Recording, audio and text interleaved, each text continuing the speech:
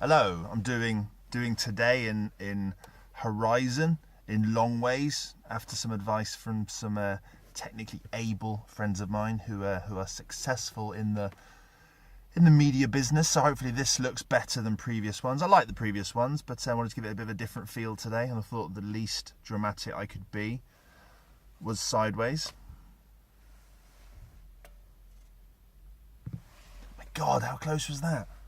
I've got George's birthday present in the back of my car, and George just came out the back gate, obviously looked in the car, didn't see me because I'm quite inconspicuous, and went round to call for his friend, I think James. And that's what I wanted to talk about today, how hard, not so much birthdays, but Christmases are nowadays, particularly for parents. Not necessarily middle-aged, because you don't have to be middle-aged to be parents, obviously.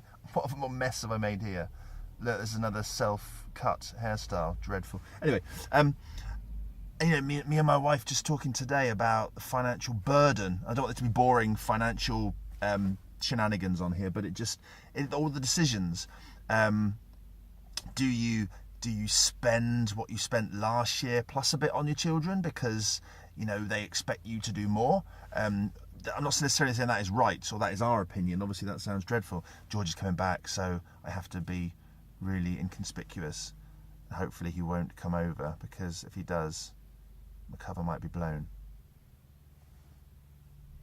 He's going back in the house. Legendary. He didn't see me here, which is just bizarre. Unless he'd been told not to look in the car. I don't know. Anyway, what do? Do you, if you haven't got much money, as we haven't, do you borrow money so you can pay for Christmas? Do you follow through with the threat to the children that this year will just be maybe one main present? It won't be very much, because I think we're naturally generous. Me and my wife, I'm talking about, a lot of people are, and it's hard to suddenly go from a decent stockings worth, or decent downstairs under the trees worth, of presents to very little. And so I don't know. I've thought about all the options. Clearly, I'm not spending any of the money that I would spend on Christmas presents on self-grooming. I've got a shaving rash / spot here that I've put some Fusidic cream on, which seems to be doing the trick. I've redone my eyebrow because it's become a thing. Someone actually said to me the other day after watching one of these, "I like your eyebrow," and I thought, that's kind of good, but are they saying that because they're sympathetic for me? They're mocking me because it's not good. It's tragic. But anyway, I don't know. So Christmas, obviously you've got everything else to buy at Christmas. When you get to our age, there's almost an expectation that you'll provide the perfect Christmas for your nearest and dearest every year. And it's really expensive. We've got 5 children. I've got my 3 stepchildren and my 2 children with my wife, 4 of which live with us, 1 doesn't, as I've said before. But still, you clearly want to provide presents and a fantastic once-a-year experience to all of them. You're talking about entertainment, food, decorations. I'm counting because it's getting to be a list. Presents, possibly Christmas jumpers are sort of on vogue this year. We know you don't have to do all these things, but because you've done them before, because you don't do them a certain year, does that make that Christmas the worst Christmas? Or is it about the experiences you have with the family, with the people that are there? We had this game last year, Mouthtrap, and my teeth. I'm so sorry, my teeth are yellow. They're clean. I'm thinking about getting them professionally whitened, but obviously it cost a lot of dollar.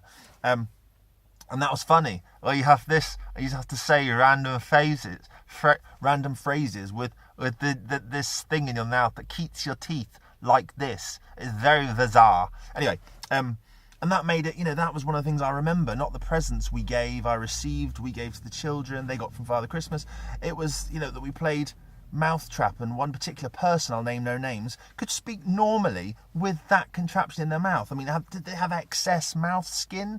They practiced it previously in case that situation came up socially, where they had a mouth guard stretching them out. I don't know. I mean, most of us clearly sounded ridiculous, but those little things made Christmas. I don't remember half of the gifts that were exchanged. But I do remember the games. I remember 1 or 2 Christmas movies we watched. I remember that the food that they cooked was delicious, and the front room looked great with the decorations. But yeah, are we letting our children down if we don't give them at least as good a year as last year? and does that rely on being bought more? I sort of totally don't think it does. I mean, we're as non-materialistic as you can be in today's society, trying to survive in modern day world. But then it gets closer, and you feel